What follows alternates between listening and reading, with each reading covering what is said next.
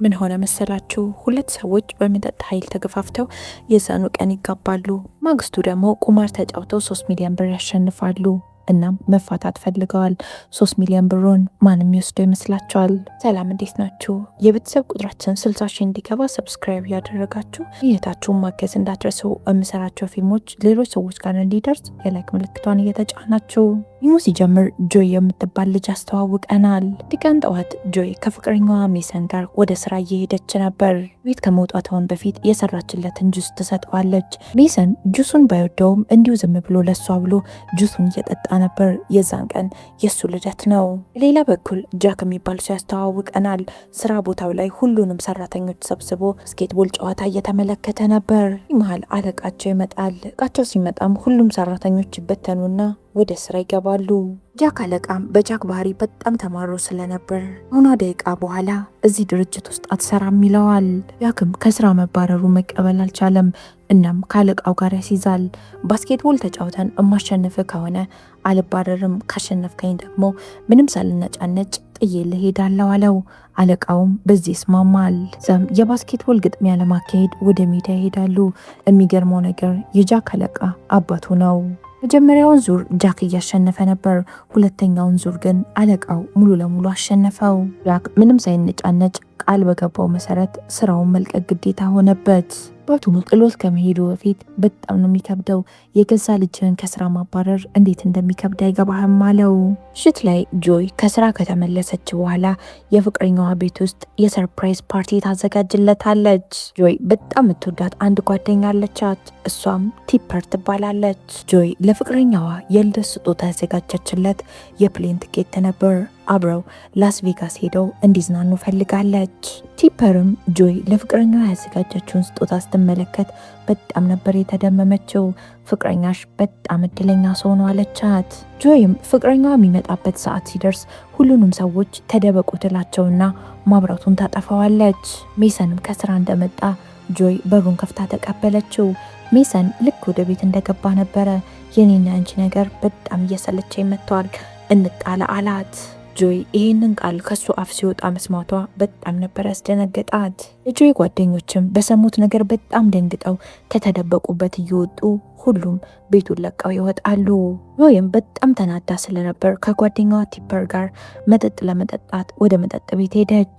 መጠጥ ቤት ውስጥ ጆይ በጣም ተማራ እየተነጫነጨች ነበር። ሰጣት ቀለበት ጣቷ ላይ ያለ። ቀለበቱን መመለስ አልፈለገችም፣ ምክንያቱም ቀለበቱ በጣም ውድ ቀለበት ነው። እናም ቀለበቱን ጣቷ ላይ ለማቆየት ተወስናለች። ቲፐር ጓደኛዋ በጣም ከፍቷት ስትመለከት አንድ ላይ ተያይዘን ለምን ወደ ላስ ቬጋስ አንሄድም ትላታለች። ጆይ ለሜሰን የገዛችለትን ፕሌን ትኬት ሊጠቀሙት ወሰኑ። ሌላ በኩል ጃክ የደረሰበትን ነገር በጠቅላላ ለጓደኛው ሄተር እየተናገረ ነበር። ጃክ እንዴት የገዛ አባቴ ከስራ ያባረረኛል ይላል። እናም የሆነ ራቅ ብዬ አይምሮዬን ነፃ ማድረግ እፈልጋለሁ ይላል። ሄተርም ታዲያ ለመዝናናት በጣም አሪፉ ቦታ ላስ ቬጋስ ስለሆነ ለምን አንሄድም ብሎ ሀሳብ አመጣ። የሚቀጥለው ቀን ወደ ላስ ቬጋስ ለመሄድ ይወስናሉ። ጆይና ቲፐርም ላስ ቬጋስ ደርሰው ወደ ሆቴል ክፍላቸው ከገቡ በኋላ ምሽት ላይ ወጣ ብሎ ለመዝናናት መዘገጃጀት ይጀምራሉ። በተመሳሳይ ሰዓት ጃክ እና ሄተርም ወደ ተያዘላቸው ሆቴል ክፍል ገቡ። ሄተር ሱሪውን አውልቆ ወደ ሽንት ቤት ሲገባ ከቲፐር ጋር ፊት ለፊት ይገጣጠማል። ሁሉም በጣም ነበር የደነገጡት። ወሰነም ከተረጋጉ በኋላ ጆይ ሄዳ ሪሴፕሽኒስቱ ላይ ትጮህበታለች። እንዴት እኛ የያዝነው ክፍል ውስጥ ወንዶችን ትልክብናለህ አለችው። ሪሴፕሽኒስቱም እንደተሳሳተ ሲገባው በጣም ይቅርታ፣ እናንተ የተሻለ ክፍል እንድታገኙ እረዳችኋለሁ ብሎ ቪአይፒ ክፍል ውስጥ እንዲያርፉ ይረዳቸዋል። ጃክም ለእነሱ የተሻለ ክፍል እንደተሰጠ ሲመለከት በጣም ተናዶ መነጫነጭ ይጀምራል። ሪሴፕሽኒስቱም እናንተ ደግሞ ሆቴል ውስጥ ያሉት ነገሮችን በቪአይፒ እንድትጠቀሙ ፈቅጄላችኋለሁ አለው። እግራቸውም ከተፈታ በኋላ አራቱም አንድ ላይ በሊሙዚን ከሆቴሉ ይወጣሉ። እናም ሊሙዚኑ የሆቴሉ ነው። ሁሉም ቁጭ ብለው እያወሩ እያለ ጃክም ችግሩን ይናገራል። ወደ ላስ ቬጋስ የመጣው አባቱ ከስራ አባሮት እንደሆነ ነገራት። ጆይም የሱን ታሪክ ከሰማች በኋላ ያንተ ይሻላል የኔኮ የባሰ ነው ብላ የሷን ታሪክ ደግሞ ትናገራለች። ጆይ አሁንም ቢሆን ንዴቱ አልበረደላትም። ሁለቱም ህይወታቸው ውስጥ ያጋጠማቸውን ግር እስኪረሱት ድረስ ለመጠጣትና ለመዝናናት ይስማማሉ። ጆይ ጠዋት ከእንቅልፏ ስትነሳ አልጋ ላይ ተኝታለች። እናም ጣቷ ላይ ደግሞ ቀለበት አለ። ጃክ መስታወት ላይ ጽፎ የለጠፈላትን ወረቀት ስትመለከት በጣም ነበር የደነገጠችው። ሚስቴ ብሎ ነው የጠራት። እዛም ብዙም ሳይቆይ ጆይ ካልጋዋ ሳትወርድ ምሽት ላይ ምን እንደተፈጠረ አስታወሰች። ያን ቀን ምሽት በጣም ሰክራ እሷና ጃክ ተጋብተዋል። ሌላ በኩል ጃክ ከእንቅልፉ ተነስቶ ለጓደኛው ሄተር እሱና ጆይ እንደተጋቡ ይነግረዋል። ጃክ በጣም ግራ ተጋብተዋል። ለምን እንደተጋባን እንኳን አይገባኝም፣ ገና እኮ መተዋወቃችን ነው አለ። ምግብ ሊበሉ ገና ከመቀመጣቸው ጆይ እና ቲፐር ይመጣሉ። ጆይም ከጃክ ጋር ብዙ ወሬ ስላልፈለገች ወደ ቁማር መጫወቻው ማሽን ትሄዳለች። ጃክም ወደ እሷ ጠጋ ይልና ለአንድ ያደረግነው ነገር በጣም ትልቅ ስህተት ነው ይላታል። እና ምንም አታስቢ፣ ፈጠን ብለን ወደ ሀገራችን እንደተመለስን እንፋታለን አለ። እናም ቀጥሎ ሁለቱም እየተጨቃጨቁ አንዳቸው መውቀስ ይጀምራሉ። ወይም በጣም ተናዳበት ቁማር ልትጫወት የያዘችውን ሳንቲም ለጃክ ወርውራለት ትሄዳለች። ጃክም ሳንቲሙን ቁማር መጫወቻ ውስጥ ከቶ ልክ ዞር ሲል 3 ሚሊዮን ብር አሸንፈዋል። ጃክም ያሸነፈውን ብር ሲቀበል ጆይም ብሩ የኔን ብር ነው ብላ ሄዳ ልትቀበለው ሞከረች። ለመጫወት የተጠቀምከው ሳንቲም የኔ ሳንቲም ነው፣ ስለዚህ ገንዘቡ የኔ ነው ትለዋለች። እሱም ገንዘቡ የኔ ገንዘብ ነው በማለት ገንዘቡን ሊሰጣት ስላልፈለገ ፍርድ ቤት ይቆማሉ። የቻላቸው አቅም ገንዘቡ የማን እንደሆነ ለዳኛው ሊያስረዱት ይሞክራሉ። ዳኛውም ለምን እንደተጋቡና ለምን መፋታት እንደፈለጉ ራሱ ምንም የገባው ነገር የለም። ግራ ነበር የተጋባው። ዳኛውም ከተጋቡ ከአንድ ቀን በኋላ እንፋታ ብለው ፍርድ ቤቱ የቆሙ የመጀመሪያ ጥንዶች ናቸው። ዳኛውም አንድ ነገር ወሰነ። ለ6 ወር እንደ ባልና ሚስት መኖር ግዴታ አለባችሁ። እዚህ መሀል ግን ፍች ይፈልጋለሁ ብሎ ፍርድ ቤት የቀረበ ሰው 3 ሚሊዮን ብሩን ያጣል ይላል። አንድ ላይ ኑሩ ስለተባሉ ጆይ ሳትወድ በግዷ የጃክ ቤት ውስጥ ለመኖር ትገደዳለች።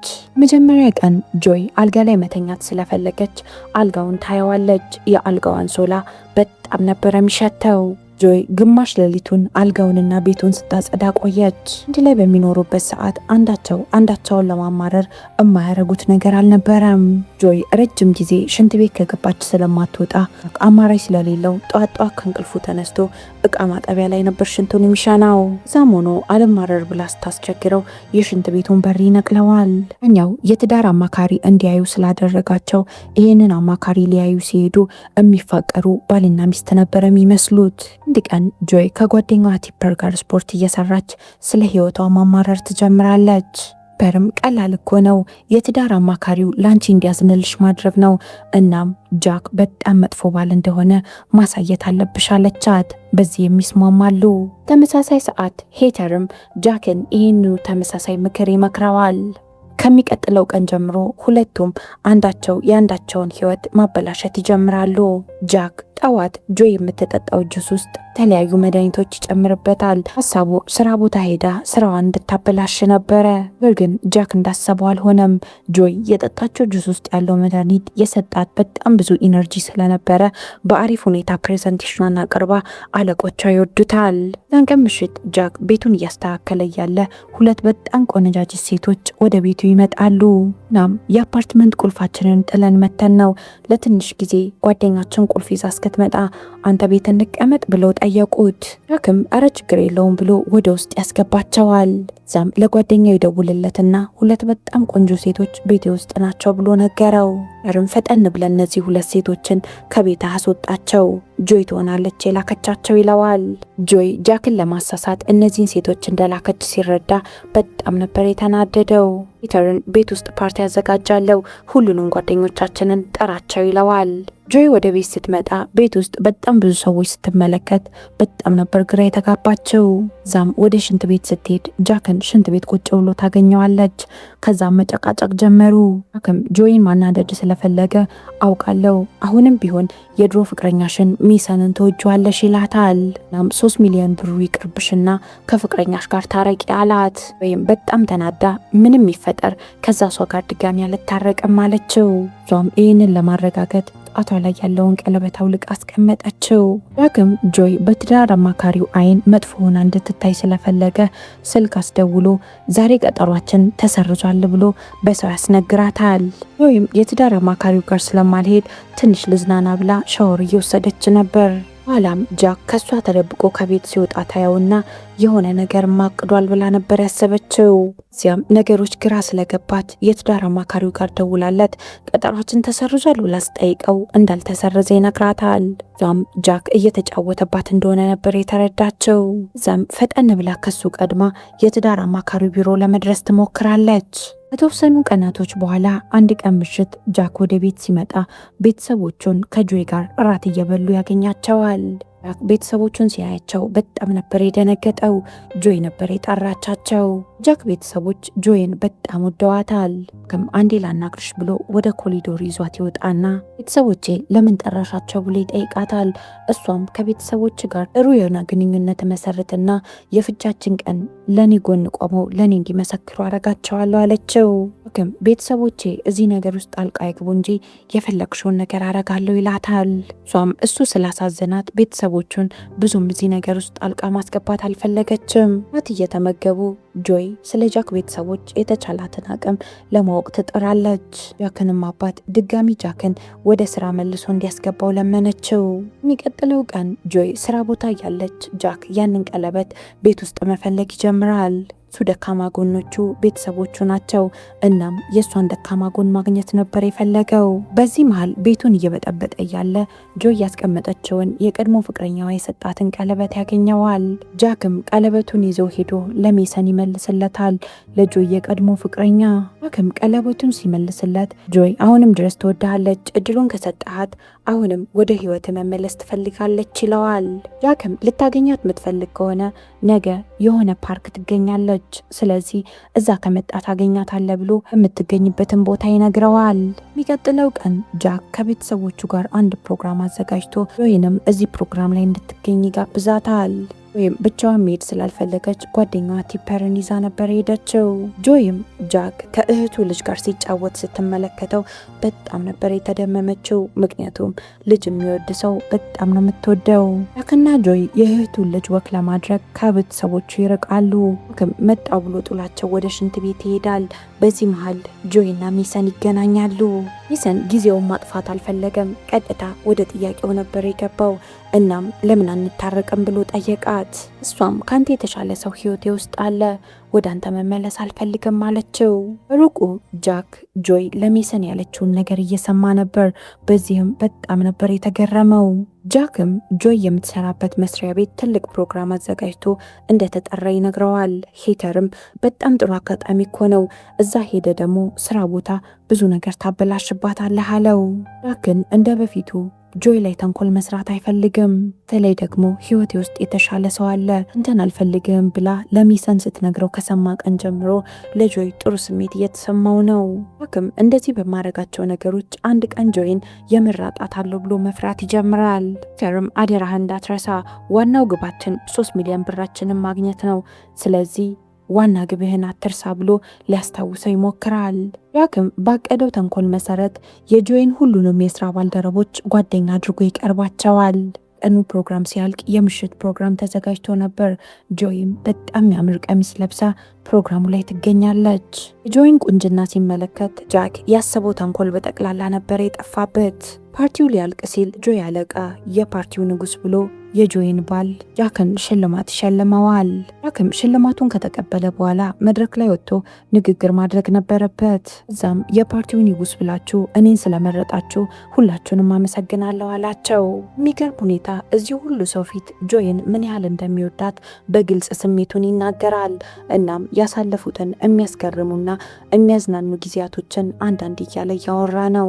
ጃክ አንድ የማያሻው ነገር ከጆይ ፍቅር ይዞታል። እነዚህም በጣም ጥሩ ንግግሮች ሲናገር ጆይ ልቧ ነበር የተነካው። ፓርቲውም ካለቀ በኋላ ወደ ቤት ጉዞ ይጀምራሉ።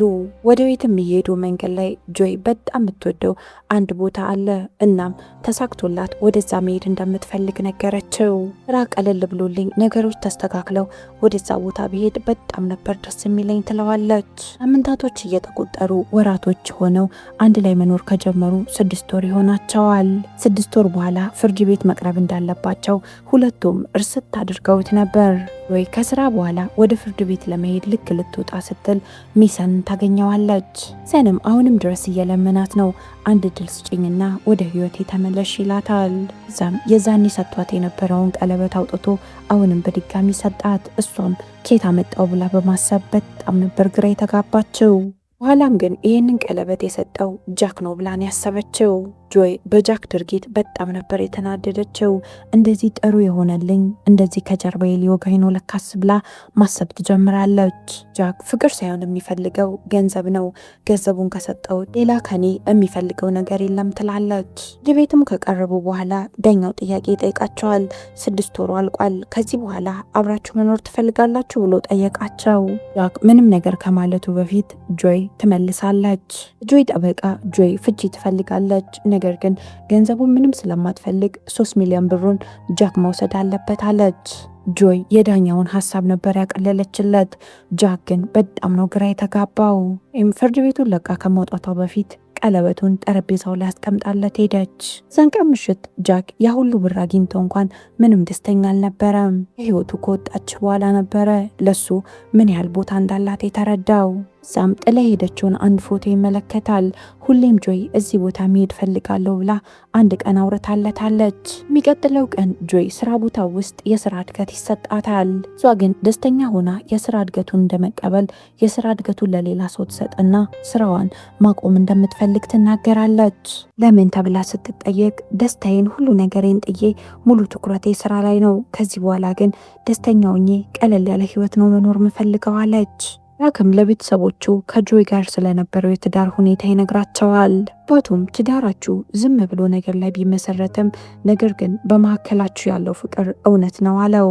ልጁን ሁኔታ እንደዚሁ ተመልክቶ ልጁ ከጆይ ፍቅር እንደያዘው አባት ተረድቷል። በምንም አይነት ሁኔታ እችን ጥሩ ሴት እንዳትለቃት ፈልገህ አግኛት አለው። ጃክም ጆይን ለመፈለግ ይወስንና ጓደኛዋ ጋር ይሄዳል። እሷም የት እንዳለች አላቅም ነበር ያለችው። በኋላም ግን የት እንዳለች እራሱ አስታወሰ። ጓደኛውንም መኪና ይበደርና አለችበት ብሎ ወዳሰበው ቦታ ይሄዳል። ከመጨረሻም በድጋሚ ጆይና ጃክ ተገናኙ። ጃክም የእውነት የተሰማውን ስሜት ይነግራታል። ከህይወቴ እስክትወጪ ድረስ ምን ያህል ህይወቴ ውስጥ ቦታ እንዳለሽ አልገባኝም ነበር አላት። ከዛም ይንበረከክና እንድታገባው ጥያቄ ጠየቃት። ጆይም እሺ ትልና ድጋሚ ከሱ ጋር ለመሆን ትስማማለች። የዚህ ፊልም ታሪክ እዚህ ላይ ያበቃል። እናንተ በጆይ ቦታ ብትሆኑ ጃክን አምናችሁ ድጋሚ አብራችሁ ትሆናላችሁ? ኮመንት ላይ ሀሳብ አስተያየታችሁን አስቀምጡልኝ። እስካሁን አብራችሁኝ ስለሆናችሁ በጣም ነው ማመሰግነው። ነገ በተመሳሳይ ሰዓት በሌላ ፊልም እስከምንገናኝ ድረስ የነገ ሰው ይበለን። እወዳችኋለሁ። ቻው